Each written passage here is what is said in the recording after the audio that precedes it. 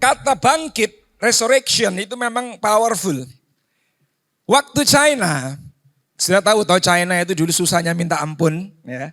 Bahkan kira-kira 15 tahun yang lalu, saya sempat iseng-iseng melihat pameran mobil China, saudara. Mereknya Panda, kalau ada yang tahu ya. Begitu saya ke showroom mobil itu, langsung hawa nafsu saya hilang seketika. Wes nggak kepingin belas loh saudara ya. Karena mobil itu benar-benar seperti mainan anak-anak.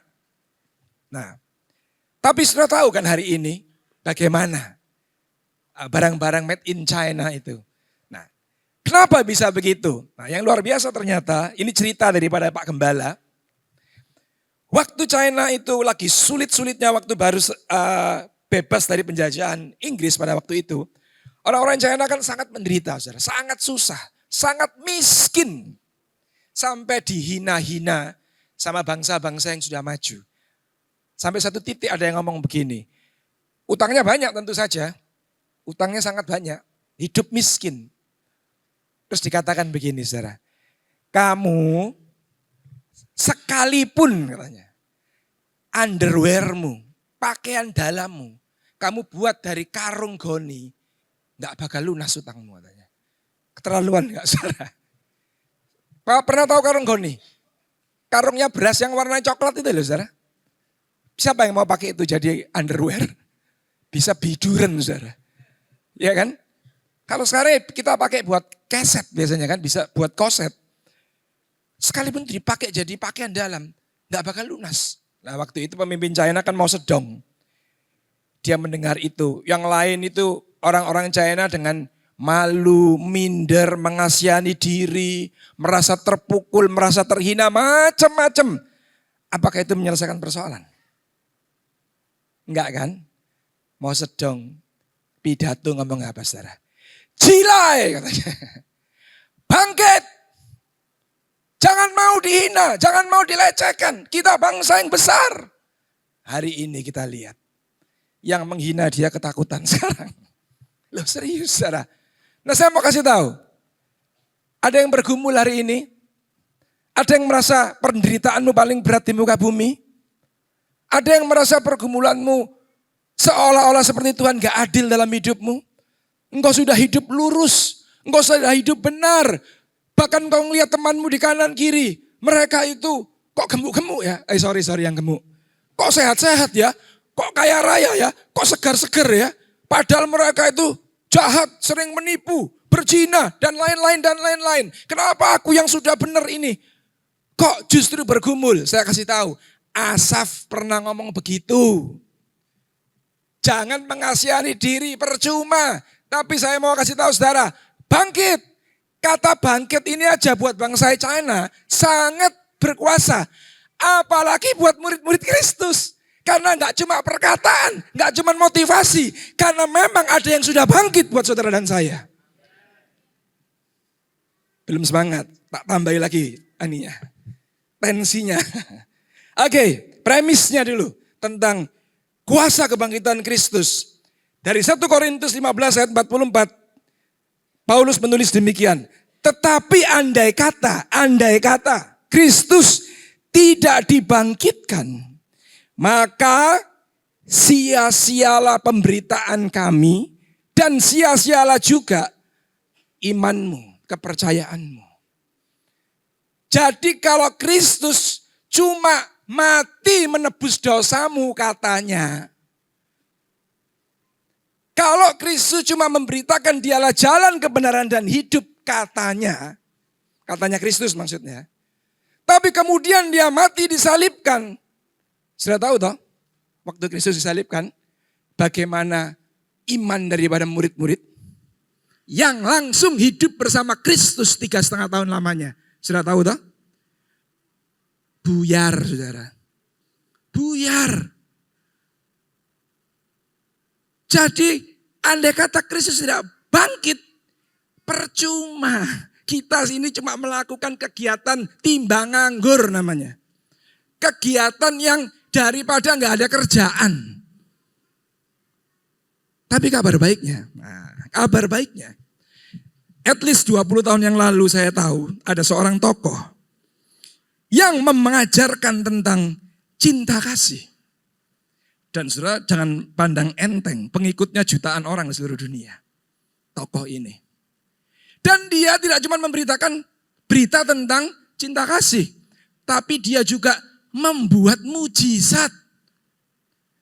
Tuhan Yesus melawan gravitasi bumi dengan berjalan di atas air, betul? Tokoh ini katanya, saya nggak ngeliat sendiri sih kata para pengikutnya. Duduk nggak nempel tanah katanya, 1 jengkal. Wow, melawan gravitasi juga dia. Dan dia membuat mujizat-mujizat juga, kesembuhan dan lain-lain. Dan satu saat dia mengatakan bahwa dia adalah reinkarnasi daripada Yesus Kristus. Saya tahu kalau yang muda-muda nggak tahu siapa tokoh itu. Nanti tanya aja sama yang kamu panggil Kemungkinan besar tahu. Dia mengatakan dia titisan Kristus. Dia mengatakan dia adalah reinkarnasi Tuhan Yesus. Dan 15 tahun yang lalu, he died and never rose again. Iya, 15 tahun yang lalu dia mati. Para pengikutnya mempercayai dia akan bangkit. Tapi sampai hari ini sudah 15 tahun, beliau belum bangkit, saudara. Sudah ngerti maksud saya? Para murid cuma nunggu 2 hari aja gak sabar, saudara. Sudah bubar, kehilangan pengharapan, kehilangan iman, kehilangan semua pengajaran-pengajaran itu. Lah, bagaimana kalau saudara nunggu 15 tahun gak bangkit? Mungkin yang nunggu 15 tahun itu juga sudah ada yang meninggal juga hari ini. Iya kan? Nah, tapi saudara tahu, loh itu kan kata Alkitab Pak, katanya orang Kristen. Ya pasti dia ngomong Kristus bangkit. Tapi kata orang-orang lain kan Kristus disembunyikan mayatnya. Dia tidak pernah bangkit. Dia tidak ada di kuburnya karena ada konspirasi dari para murid yang menyembunyikan mayatnya. Ini memang gara-gara para murid cerita ini, saudara. Gara-gara para murid sendiri. Karena memang para murid kenyataannya nggak percaya. Saudara baca di Injil Lukas atau Markus, saya lupa, kisah tentang kebangkitan Kristus. Yang pagi-pagi datang, yang masih memegang janji Tuhan, itu cuma Maria Magdalena, Maria ibu Yakobus, dan Yohana. Mereka pagi-pagi buta, karena Yesus berjanji akan bangkit hari ketiga, di hari Minggu pagi itu, dia datang ke kubur. Membawa rempah-rempah untuk meminyaki Tuhan Yesus. Begitu dia lihat kuburnya kosong, begitu dia lihat kuburnya gak ada Tuhan Yesus, dia panik. Waktu dia keluar ada malaikat yang mengatakan, yang kau cari sudah gak ada, dia sudah bangkit dan mendahului kamu. Pergi ke kota. Wah, ibu 3 ini lari menjumpai para murid. Mengatakan, siapa lagi?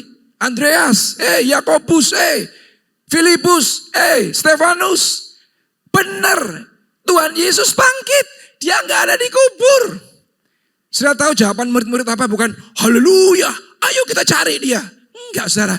Murid-murid malah ada di satu kitab yang saudara perlu cari di antara Lukas, Markus atau Matius, Markus atau Yohanes, mengatakan begini, stop omong kosongmu itu katanya loh.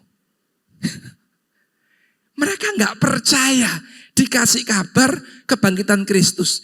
Padahal jauh-jauh hari, 3,5 tahun lamanya, di tengah-tengah pengajaran Tuhan Yesus, seringkali Tuhan menyelipkan peristiwa Resurrection Day ini akan terjadi. Dia akan bangkit di hari ketiga. Misalnya, bait suci akan diruntuhkan. 3 hari aku akan membangunnya kembali. Itu kan cerita tentang bait suci, bait Allah yang adalah tubuh Kristus. Akan mati dan akan bangkit pada hari ketiga. Tapi murid-murid gak percaya, malah ngomong apa yang dilihat oleh 3 ibu itu omong kosong. Lah ini menurut saya diambil. Statement ini dikutip, dijadiin sampai hari ini statement against kita, melawan kita. Itu kan katamu, itu kan katanya Alkitabmu, itu katanya orang Kristen. Nah, makanya yang bisa melawan kebenaran adalah orang-orang yang setengah benar. Ngerti? Kalau saudara benar-benar salah, saudara nggak bisa ngelawan kebenaran. Nggak bisa menipu orang-orang untuk berbuat salah. Tapi kalau saudara setengah benar itu bahaya, saudara. Kalau saudara setengah ngerti Injil, itu bahaya memang. Sekalian nggak ngerti, aman. Right? Benar? Tapi karena saudara ngerti setengah, wis ngerti setengah, gak praktek lagi. Wis gak praktek, ngengkelan lagi. Tahu ngengkelan? Apa itu bahasa Indonesianya? Ngototan, apa itu? Nah, itu bahasa Ibrani. Ngertinya separuh, gak mau belajar dulu, apalagi praktek, seneng debat, seneng ngotot. Itu bahaya untuk pemberitaan kabar baik. Oke, ngerti ya? Kita lanjut. Makna kebangkitannya jelas, gak usah terlalu panjang lebar. Menang atas maut atau dosa, karena upah daripada dosa adalah maut. Maut itu kematian kekal, kematian beserta hukuman yang kekal. Ayatnya ini, maka pahamilah kuasa kematian sudah menular kepada semua manusia karena perbuatan satu orang, yaitu Adam. Ini doktrinnya yang saudara sering dengar khotbah tiap minggu di sini, bahwa manusia itu sudah rusak total, bobrok, nggak mungkin bisa berbuat baik, bla bla bla bla bla bla. Ini, jadi saudara jangan bingung ya. Ya apa sih pendeta-pendeta Riverside nih? Saya ini udah pernah nipu dari lahir. Saya ini loh nggak pernah berbuat apa-apa dari lahir. Selalu lurus-lurus saja. Kok diomong manusia berdosa, manusia rusak total, manusia bobrok. Dan arek-arek ini mungkin. Enggak saudara, ini dasarnya. Gara-gara satu orang, gara-gara Adam yang enggak taat, sudah enggak taat ditegur, ngeles. Bener enggak? Misalnya Adam waktu itu, Adam kamu makan buah itu ya? Ya Tuhan, aku berdosa terhadap engkau. Ampun, ceritanya beda lagi saudara. Gara-gara, iya kan? Daud kan begitu kan? Kamu orangnya. Sudah punya domba banyak, masih ngambil dombanya orang yang cuma punya satu. Kamu orangnya. Dia enggak ngomong, loh dombanya yang datang sendiri Tuhan ke sini. Nah ngomong gitu dia. Dia langsung, aku berdosa kepada Tuhan. Beda sama Saul. Kamu kenapa enggak nunggu aku mempersembahkan korban? Loh bukan aku, bangsa Israel yang minta. Ngamuk-ngamuk, demo. Nanti daripada terjadi kerusuhan, anarkis. Mendingan tak persembahkan, tak ambang ngamuk Tuhan. Hari ini juga kamu sudah tak out dari raja. Ngerti ya? Misalnya hari itu Adam, aku berdosa kepada engkau Tuhan, aku tidak taat. Ceritanya beda. Masalahnya Adam ngomong apa? Liki lo, Bapak yang garai. Perempuan yang kau berikan kepada aku ini penyebabnya, ini biang keroknya. Wow. Sudah nangkap ya? Setiap guyonan saya ini ada maknanya loh ya. Jadi tangkap baik-baik ini. Jadi gara-gara Adam yang ngeles itu, sudah gak taat, sudah salah, ngeles, itulah yang membuat semua keturunan Adam jadi ketularan gayanya Adam. Tukang ngeles. Jadi kabar baik, yang suka ngeles-ngeles, ada kabar baik, berarti saudara keturunan Adam. Lah kalau enggak keturunan Adam, saudara kan bukan manusia. Keturunan yang katanya Darwin itu. Bahagialah saudara masih manusia karena keturunan Adam. Cuman masalahnya sebaik apapun saudara, moralmu, karena engkau kebetulan dilahirkan di keluarga yang memang baik, dididik dengan budaya yang baik, mungkin juga sekolahnya cukup baik, sehingga kamu seolah-olah kayak oke, padahal kamu tidak oke. Karena kamu keturunan orang yang sudah tidak taat dan tukang ngeles. Dan kita adalah anak-anaknya yang pasti ada DNA dalam diri kita. Yang namanya dosa itu. Paham dulu ya. Jadi minggu-minggu depan kalau khotbah tentang kita sudah berdosa, rusak, bla bla bla bla bla, jangan bingung, jangan panik. Ini akarnya, masalah persoalan utamanya. Nah sekarang kebangkitan pun diberikan kepada manusia oleh karena satu orang juga. Yaitu Yesus. Karena sebagai keturunan Adam, semua manusia mengalami kematian. Tetapi setiap orang yang bersatu dengan Kristus dihidupkan kembali di hari kematian. Awas ya. Di situ tidak sama sekali, ya jelas ya.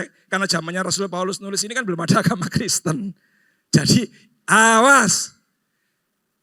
Saudara, orang-orang yang beriman, yang mempercayai bahwa saudara akan dihidupkan dari kematian, awas, bukan orang yang beragama Kristen, tapi orang yang bersatu, manunggal dengan Kristus. Iya kan? Kalau saudara bersatu dengan Kristus, kira-kira kayak saudara, tindak tandukmu, pikiranmu, perkataanmu, kayak siapa? Kayak Adam apa kayak Kristus kan begitu kan? Saudara bersatunya dengan siapa? Paham dulu ya? Kalau saudara bersatu dengan Kristus, makanya Paulus ngomong, pikiranmu, perkataanmu, tindakanmu, apapun tentang kamu lama-lama dalam perjalanan waktu harusnya mirip Kristus. Makin hari itu bukan retorika, itu fakta. Nggak percaya? Saudara kumpul saya. Nanti lama-lama saudara kan kalau khotbah bengok-bengok kayak saya. Ya, lihat aja pengkhotbah di sini, Pak Cucu minggu lalu. Kan orangnya lemah lembut, enggak ada orangnya, enggak ada. Orangnya kan sabar, lemah lembut. Sekarang khotbahnya kayak Reinhard Bonnke. Ketularan dia dikit-dikit. Kita itu pasti nulari, saudara. Kita loh ini manusia biasa yang memang punya pengaruh dikit-dikit. Apalagi Kristus. Lah kalau dia enggak mempengaruhi itu loh. Kan aneh, saudara. Bin ajaib. Kalau saudara bersatu dengan Kristus, pasti saudara akan terpengaruh Kristus. Persoalannya, saudara merasa bersatu, tapi tidak, saudara cuma beragama Kristen. Ngerti dulu ya? Oke, lanjut. Yang kedua, nah ini yang paling penting, ini agak lama ini. Memberikan hidup baru bagi kita. Ini sering banget kita dengar, hidup baru, hidup baru, hidup baru. Tapi benar-benar baru apa enggak kita ini? Nah kita lihat ya. Jadi bagaimana kita akan bersikap setelah mendapat kebaikan hati Allah. Bolehkah kita terus berbuat dosa supaya kebaikan Allah makin bertambah? Awas, yang tobat kumat, dengan sengaja melakukan kesalahan terus bertobat supaya seolah-olah sudah punya pikiran seolah-olah semakin banyak aku bertobat, semakin banyak aku berbuat dosa. Bukankah Allah semakin dikenal kasihnya luar biasa? Betul enggak saudara? Betul enggak? Makin sering kita berbuat salah terus makin sering diampuni, bukankah Allah makin panjang sabar tandanya? Nah, sebab orang-orang zaman itu berpikir begitu, makanya Paulus nulis begini gitu loh. Dan hari ini pun saya percaya masih ada orang-orang berpikir seperti itu. Makanya jangan heran ada orang bertobat kumat. Dan kalau ditanya, kamu kok gak berubah-berubah sih? Ya gimana, aku memang lemah. Dan kalau aku sudah mengaku dosa, kan kasih Allah kan tidak berkesudahan. Panjangnya tidak terukur, dalamnya tidak terselami. Aku akan terus diampuni. Dan itu menunjukkan betapa besar, betapa dalam dan lebarnya kasih Allah.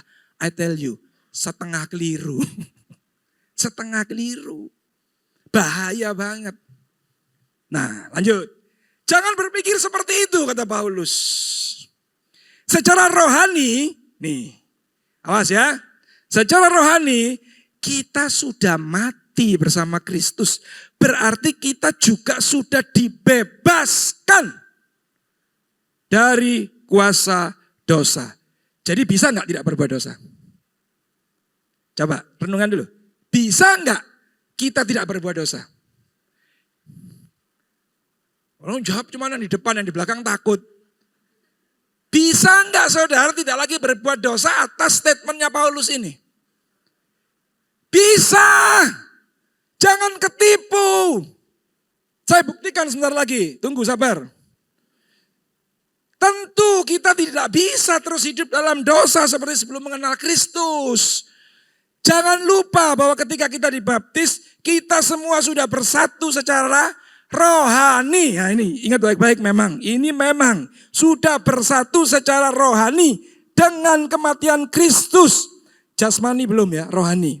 Maksud saya, baptisan itu melambangkan bahwa kita sudah mati dan dikuburkan bersama Kristus.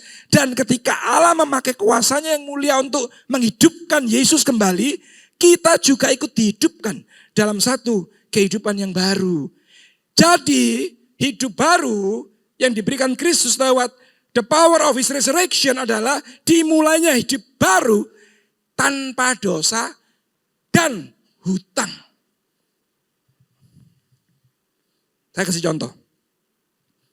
Misalnya, ada orang di sebelah rumah kita. Waduh, hampir setiap hari upload di IG, dia ngafe di kafe-kafe yang terbaik.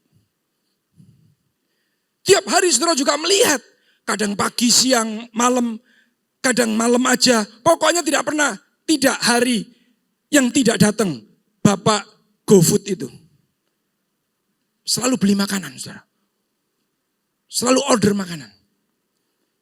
Dan tampilannya keren. Pokoknya sepatunya kira-kira 2 bulan sekali ganti. Wah. Celananya, nggak tahu sekarang model apa. Kayak Albert itu sekarang, kayak kimono itu. Apa kayak piyama itu.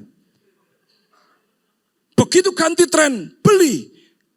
Ganti lagi, beli lagi, ganti lagi, beli lagi. Ngikuti lifestyle. Terus satu saat sudah tahu, di depan rumahnya berderet orang badannya gede-gede. Nah,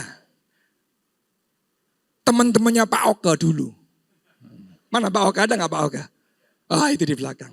Teman-temannya Pak Oka dulu berderet di rumahnya dengan wajah-wajah garang, marah-marah. Terus orang ini kayak curut, tahu curut? You know curut? Curut itu tikus yang mulutnya lincip loh saudara. Yang selalu kalau ada orang itu ketakutan saudara. Itu curut namanya. Jangan jadi curut ya. Ketakutan, terintimidasi. Terus panik, terus lama-lama anxiety disorder. Lama-lama stres, lama-lama ya nggak ngerti jadi apa. Terus akhirnya saudara melihat itu berbelas kasihan. Saudara berbelas kasihan. Satu hari saudara datangi, saudara tanya, dek, atau nyonyo, terserah. Kamu punya utang berapa sampai seperti ini kondisimu? Terus dia menyebutkan angka. Angka yang memang fantastis. Yang tidak bisa dia bayar. Karena utangnya ternyata banyak banget. Mulai dari kartu kredit, pinjol teman-temannya, bank, leasing dan lain-lain. Semua lembaga keuangan dipinjemi sama dia. Saya bisa bayangkan di total, waduh mungkin jumlahnya sangat fantastis. Tapi karena saudara orang yang sangat kaya dan orang yang sangat murah hati. Terus saudara ngomong, oke, kumpulkan semua surat-surat perjanjian hutangmu. Total semua. Hari ini juga kita selesaikan. Saya mau tanya, utangnya lunas enggak? Lunas enggak? Lunas kan? Betul. Tapi lifestyle-nya hilang enggak? Nah, tak jamin tidak. Karena merubah lifestyle tidak sekonyong-konyong bisa seperti kita membalik tangan. Nah ini persoalannya saudara. Jadi jangan heran. Loh kalau buat Tuhan ngampuni sekonyong-konyong. Loh dia Tuhan kok mau ngampuni kita sadek sanyet. Nah ngerti? Sadek sanyet. Suddenly. Ujuk-ujuk. Tiba-tiba. Iya kan? Loh bisa saja dia. Karena dia Tuhan. Yang melampaui manusia. Melampaui pikiran kita. Dia bisa melakukan apa saja yang dia mau. Tapi kita manusia tidak mampu memang. Makanya saya jamin. Ngerubah lifestyle nggak gampang. Butuh perjuangan. Butuh yang namanya disiplin, penyangkalan diri, mikul salib, dan lain-lain, dan lain-lain. Pokoknya judulnya semuanya gak enak. Gak enak. So, saya mau kasih tahu, kalau saudara sehari ini jadi murid Kristus, hidupmu enak terus, kamu setengah benar Masian. Harus gak enak. Kristus sudah ngomong, kita harus menderita penderitaan badani, kita harus memperlengkapi, mempersiapkan pikiran kita. Bahwa kalau kita mau ikut Kristus, kita harus menderita penderitaan badani. Kalau tidak, berarti kita belum ikut Kristus. Kenapa? Karena ngerubah budayamu yang sudah tidak benar, yang sudah salah, itu nggak seperti membalik telapak tangan. Lama, tapi harus dikerjakan terus dengan takut dan gentar, kata Paulus. Dengan penuh rasa hormat, dengan respectful terhadap anugerah yang diberikan oleh Bapa kita. Nah, saya mau tanya. Terus suatu saat, saudara kilaf bawa take away Starbucks. Pulang ke rumah. Tetanggamu yang lunasi utang berdiri depan rumah. Gimana tingkah lakumu? Kelincutan gak kamu? Misalnya sini bawa Starbucks, sini bawa apa lagi. Terus begitu mau pulang, bapak yang ngelunasi utangmu lagi berdiri di rumah. Ngelihat ya. Kita gimana kira-kira? Ayo. Kalau saudara cuek aja, memang kamu belum lahir baru bro. Itu. Kalau kamu tidak punya rasa, waduh ya apa kira? Aduh gimana ini ya? Ngerti? Baru dilunasi utangku. Karena perbuatan-perbuatanku, karena gaya hidupku yang konyol itu. Sekarang aku mengulang kecil-kecilan. Terus orang yang lunasi melihat apa yang ada di hatimu. Apa yang ada di pikiran kita. Gimana kita meresponnya. Paham ya? Harusnya sudah bersujud, ampun Pak. Aku berikan kopi ini kepadamu. Sekali-kali tidak akan aku minum. Seharusnya. Aku sudah berdosa kepada engkau Pak. Ampuni aku tidak akan mengulang. Harusnya begitu. Harusnya begitu. Tapi sayang sekali orang-orang yang mengaku murid Kristus. Tidak. Makanya saya sarankan. Kalau sedang mengalami secara nyata analogi yang saya berikan tadi. Tutupan IG-mu, tutupan Facebook-mu, tutup semua medsosmu. Supaya kalau engkau ngopi, mereka tidak tahu. Benar nggak? Karena kalau tahu jadi masalah, saudara. Mendingan nggak tahu, wis. Yang Tuhan aja yang tahu. Kalau kita ini masih maaf, belum tahu diri. Biarlah Tuhan saja yang tahu. Yang jadi hakim kita. Paham ya? Bunu katanya kuasa kebangkitan, kabar sukacita, kok khotbahnya menyakitkan gini? Oh iya. Kan saya sudah ngomong. Kalau kamu tidak memperlengkapi dirimu bahwa kita akan menderita penderitaan badani dalam mengikut Kristus. Belum sah. Wes salah, kamu happy-happy terus ngomong kamu benar tuh, saya tidak percaya. Nggak bisa sebab memang. Nggak mungkin. Ya, oke. Jadi utangnya sudah tidak ada. Kuasa dosa sudah hilang. Yang ada cuman naturnya, kebiasaannya, budayanya, gaya hidupnya. Gaya hidup yang hidup gaya itu. Yang masih terus nempel dan kita harus berjuang mengerjakan keselamatan kita. Kita harus mengerjakan hidup pantas sebagai orang-orang yang sudah diampuni. Dengan cara melepaskan budaya-budaya yang enggak benar itu. Budaya-budaya yang duniawi itu. Budaya-budaya yang memuaskan hawa nafsu itu. Paham ya? Oke lanjut. Nah ini practical ways-nya.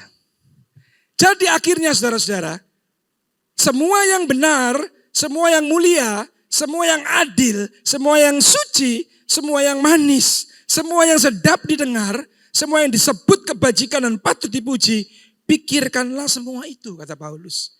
Nah, jadi orang-orang yang benar menerima Kristus, sudah diampuni, dan ingin mulai menyalibkan dagingnya, ingin mulai hidup merubah budaya yang salah itu, natur dosa itu, supaya tidak terus-menerus jatuh dalam dosa, sama Paulus dikasih cara praktis. Ini caranya. Nah, saya kasih contoh 2 ya, dari semua perkataan ini sebab banyak. Nah, maafkan yang tua-tua mungkin tidak ngerti maksudnya. Tapi yang muda-muda pasti tahu maksudnya.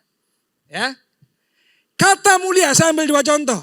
Tadi ada kata mulia dan suci.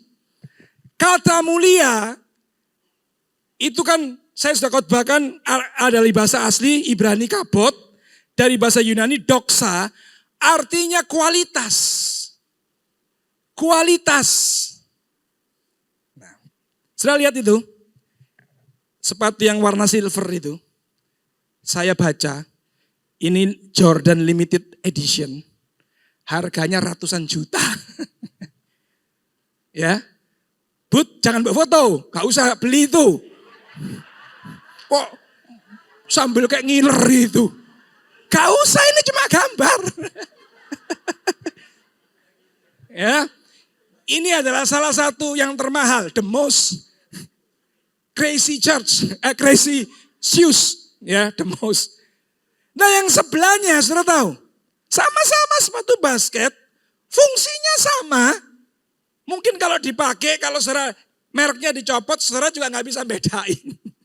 Kecuali saudara Michael Jordan, saudara bisa bedain. Kalau saudara cuma main di lapangan kecil yang ditampilkan di situ, mungkin saudara juga nggak bisa bedain bedanya.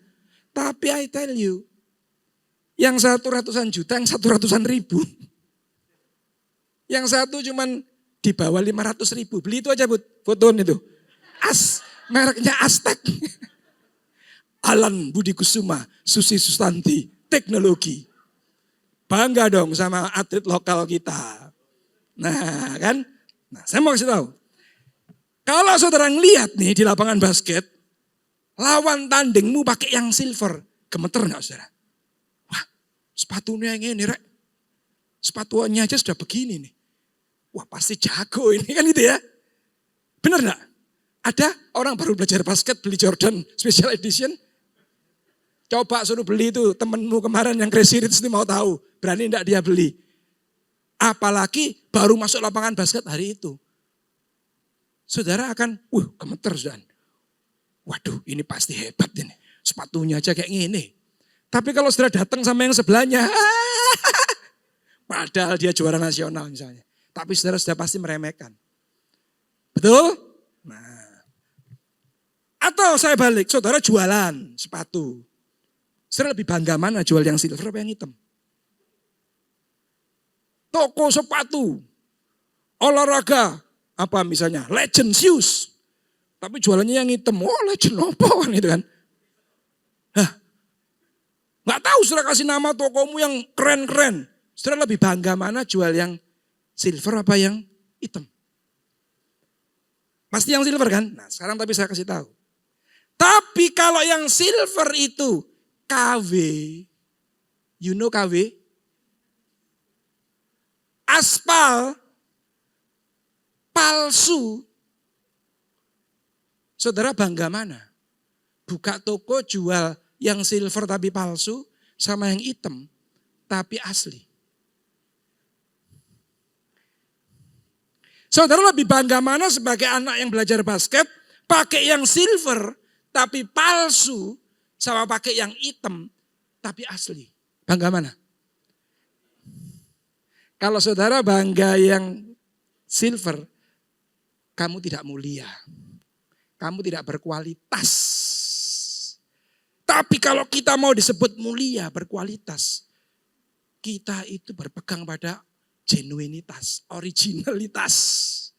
Sesuatu yang asli meskipun murah. Ya memang kemampuan kita segitu, mau apa? Ngerti ya? Nangkep ya? Jadi ada kabar baik hari ini. Yang ada nempel di tubuhmu KW, pulang dari tempat ini, lepas dan bakar. Loh, eman Pak, biar saudara kapok maksud saya. Loh, iya. Nggak percaya lakukan, saudara bakar kan kapok, saya nggak mau beli lagi. Tapi kalau saudara simpen eman-eman, wah enggak bertobat wis. Alamat, loh bener enggak?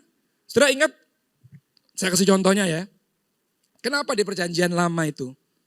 Di perjanjian lama saudara baca, setiap bangsa Israel merebut sebuah wilayah, Tuhan suruh apa? Musnahkan penduduknya, ternaknya, dan lain-lain, dan lain-lain. Tidak sayang, tidak eman tadi musnahkan. Kenapa? Ngerti maksudnya? Musnahkan aja, nggak usah eman. Daripada nanti jadi virus, merusak kehidupan bangsa Israel. Kalau saudara simpen ini, barang tidak berkualitas, barang yang berbau dosa ini. Loh nipu kok bohong kok nggak dosa ini. Saudara simpen. Apakah saudara tidak sedang menyimpan bom waktu yang satu saat akan muncul lagi? Jadi saya tadi ngomong bakar itu bukan guyonan saudara. It's serious. Semua yang berbau, yang tidak menyenangkan Tuhan, yang menyakiti Tuhan, yang tidak mulia, tidak suci, tidak benar, bakar. Terus jangan beli lagi, kapoklah. Baru pelan-pelan saudara akan bisa nanti fokus berpikir seperti yang Paulus tulis tadi. Kalau enggak terjadi saudara. Terakhir ya, contoh terakhir, satu lagi. Kata suci di Alkitab ternyata dari konteks, dari naskah bahasa asli, diterjemahkan dalam bahasa Inggris itu ada dua memang. Yang satu holy, yang satu sincere. Yang satu memang benar suci, tapi yang satu tulus. Lihat konteksnya apa. Nah saya ingin membahas yang tulus. Paulus sedang mengajarkan, kalau kamu mau hidup baru dan ketularan Kristus, belajarlah untuk tulus. Nggak usah sungkan. Belajarlah apa adanya. Belajarlah apa yang ada di hati dan keluar di mulut sama, sekalipun beresiko. Cuma dengan demikian kamu akan terbebaskan dari resiko di kekekalan. Tapi kalau kita tidak tulus coba bermain kata-kata, kamu bisa terbebas dari resiko di dunia, men. Tapi kamu tidak bisa terbebas dari resiko di kekekalan. Pilihlah sendiri. Nah ini Pak yang disebut free will. Milih sekarang. Milihlah saudara. Saudara mau terbebas di mana? Di persoalan di bumi atau persoalan di kekekalan nanti. Kalau di persoalan di bumi saudara mau bebas, memang saudara harus fasih lidah. Saudara harus jago acting. Saudara harus buang itu ketulusan jauh-jauh. Saudara harus jadi ular, tapi jangan jadi merpati. Jadi ular saja. Betul saudara. Tapi belajarlah untuk sincere. Untuk tulus. Nah, saya kan punya teman banyak saudara ya. Yang saya maksud bukan yang di sini anak-anak muda ini, bukan. Karena saya sudah 30 tahun melayani. Saya ketemu ratusan hamba Tuhan. Karena saya keliling ke desa-desa. Sudah 20 tahun lebih ya, saya keliling Jawa Timur. Di desa-desa lah ya, kadang-kadang di luar pulau. Saya itu sering kali kalau ketemu orang yang melayani Tuhan, apalagi dalam tanda petik full time, kalau ditanya kenapa kamu memutuskan full time, jawabannya cuma satu saudara, panggilan. Betul ya? Setuju ya? Aku terpanggil, lewat ceritanya banyak, mimpilah, nubuatan lah, bla bla bla bla bla, pokoknya dia merasa terpanggil. Persoalannya, tuluskah kamu merasa terpanggil atau cuman emosional? Karena faktanya orang-orang yang secara emosional merasa terpanggil itu satu ketika nanti gampang digoyang. Dan terutama yang paling sering menggoyang mereka, I tell you jangan tersinggung, uang. Dia lupa bahwa dia dulu dipanggil. Atau dia nggak jelas siapa yang manggil. Pokoknya dia mulai menimbang lagi. Lebih enak melayani, Terus dia mulai akhirnya mencari-cari, balik lagi nih kebiasaan manusia. Mulai mencari-cari, loh kan ada 7 mountain. Kan ada 7 gunung, ternyata aku salah, aku dipanggil tapi memang di marketplace bukan di church. Terus pokoknya ngeles. Nah saya kasih tahu, kesimpulannya adalah itu loh susahnya manusia untuk tulus. Saudara. Dan hari ini saya kalau dengar anak-anak yang ngomong gitu, ya di depan mereka saya nggak ketawa. Tapi sebenarnya di hati saya ketawa. Kamu belum saatnya aja. Karena sudah banyak yang begitu. Ngalami hal-hal itu. Jadi sekarang jangan. Tulus aja. Katakan apa adanya aja. Kamu melayani karena kamu tidak bisa bersaing di luar sana. Terus mau melayani, terus kamu butuh kehidupan, ngomong aja terus terang, gak apa-apa kok. Memang gereja kan membantu orang. Gereja kan tugasnya memang memberi makan orang. Berbagi. Kalau ada gereja tidak berbagi, tidak memberi makan orang, itu bukan gereja namanya. Gereja harus memberi makan orang. Gereja harus menolong orang. Gereja harus berbagi kalau ada orang yang sulit. Itu harus. Cuman gereja juga harus mendidik orang-orang yang tidak tulus. Orang-orang yang cerdik seperti ular. Tapi belum seperti merpati. Ngerti ya? Jadi itulah tugas kita. Para pengajar dan para pastor yang menggembalakan di tempat ini. Saudara. Memang kadang-kadang kita harus dengan hard love. Dengan kasih yang keras. Loh ya kan? Kan Tuhan yang ngajari. Aku adalah Allah yang penuh kasih. Tapi aku juga api yang menghanguskan. Nah, itu Allah. Kalau kita pastor gak sampai menghanguskan. Cuman membuat meloncat. Tahu meloncat. Cuman melepuh. Baru melepuh. Katanya mau mati demi Kristus. Kita paling cuma membuat kamu jengkel, marah, sakit. Tapi cuma sementara. Di kekekalan kamu akan jadi mempelai-mempelai wanitanya Kristus. Nah terakhir, jelas.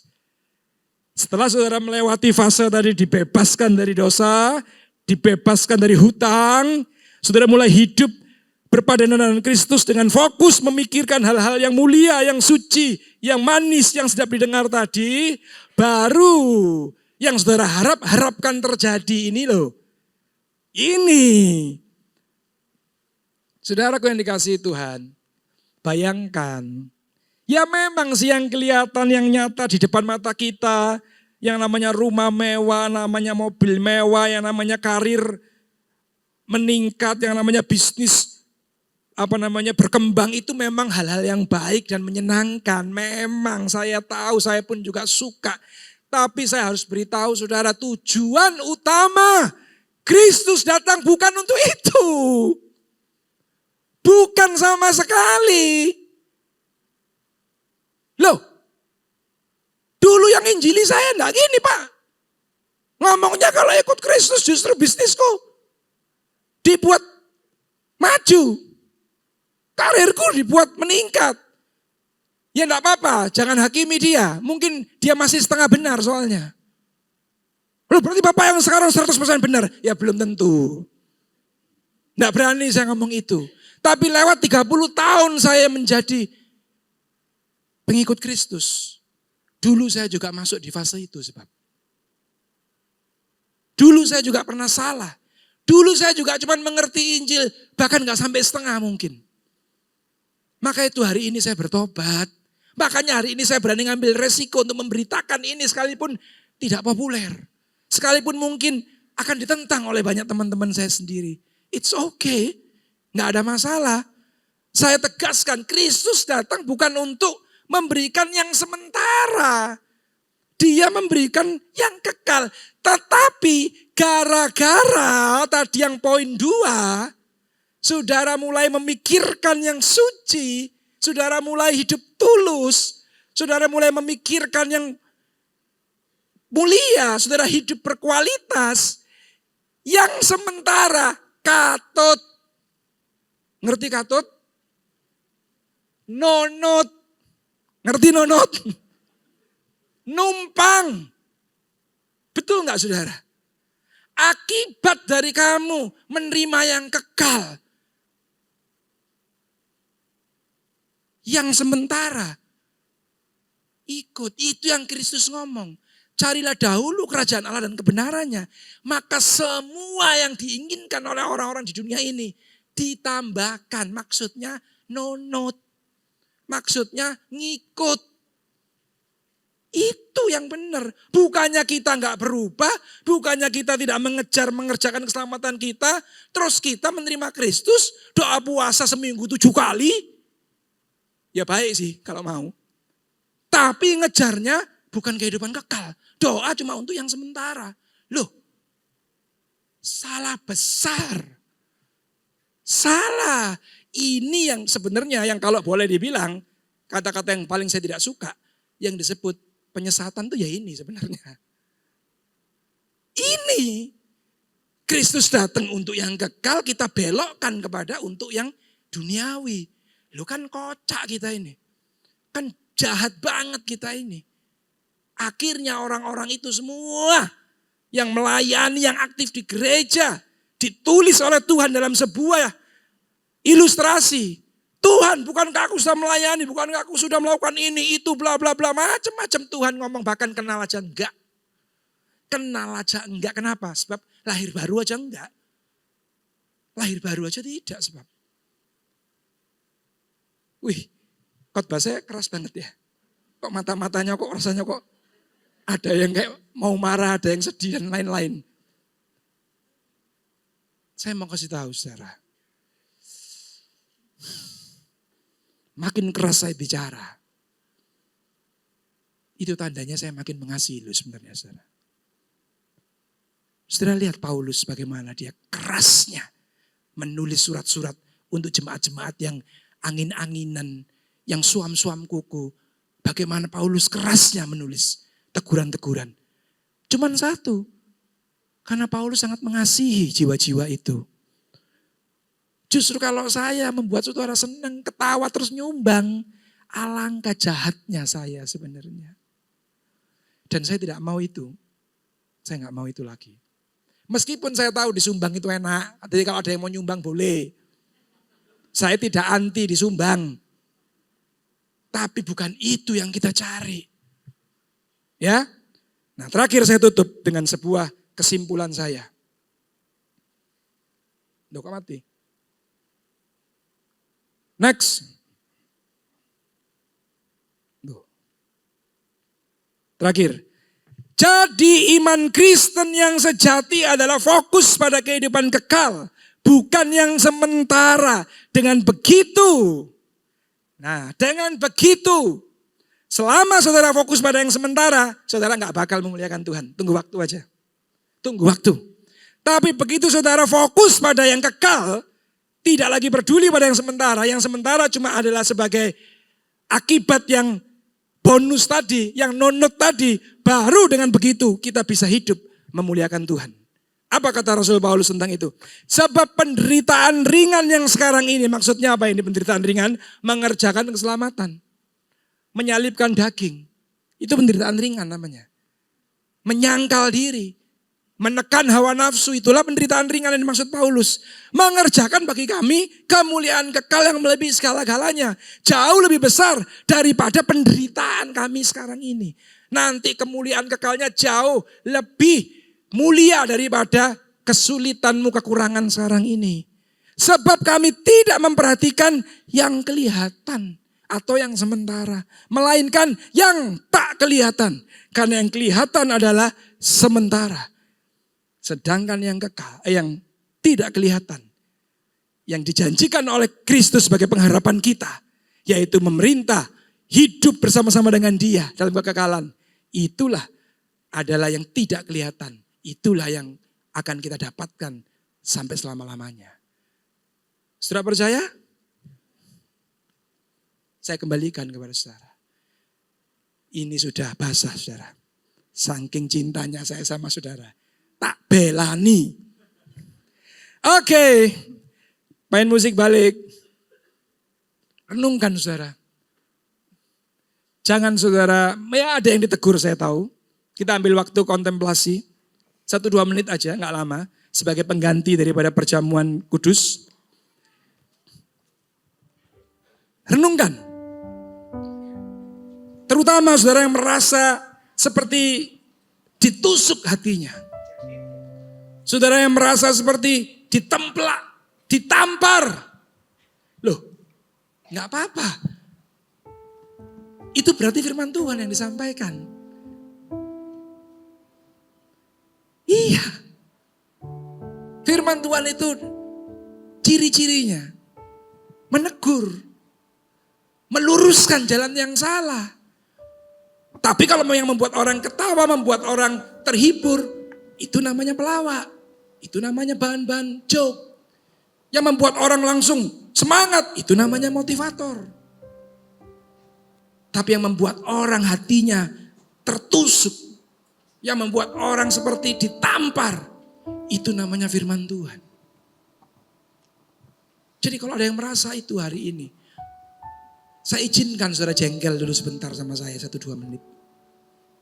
Tapi coba renungkan. Bagimu teguran ini mendatangkan kemuliaan kekal. Bagi saudara, teguran-teguran ini di hari yang berbahagia ini, bagi saudara adalah sebuah anugerah loh sebenarnya. Kalau ada di antara saudara yang merasa hari ini ditegur Tuhan, ditemplak oleh Tuhan, karena ketahuan ketidaktulusanmu, karena ketahuan kualitasmu sebagai orang-orang benar, sekalipun kau sudah jadi hamba-hamba Tuhan, tapi kualitasmu ternyata masih jauh dari kata bahkan hamba. Gak apa-apa. Justru karena saudara mendengar firman hari ini, saudara masih diberi kesempatan. Masih diberi kesempatan. Sekarang bagaimana respon kita? Bagaimana kita menerima itu? Saudara bisa berespon seperti Saul. Saudara bisa berespon seperti Adam. Tapi saudara juga bisa berespon seperti Daud. Yang mengakui dosanya. Yang mengakui kebobrokannya. Dan minta ampun. Dan dari situ baru berlaku bahwa kasih setianya itu tidak berkesudahan. Selalu baru setiap hari. Meskipun dosamu merah seperti kirmisi, Tuhan sanggup menyucikan, memutihkan seperti salju.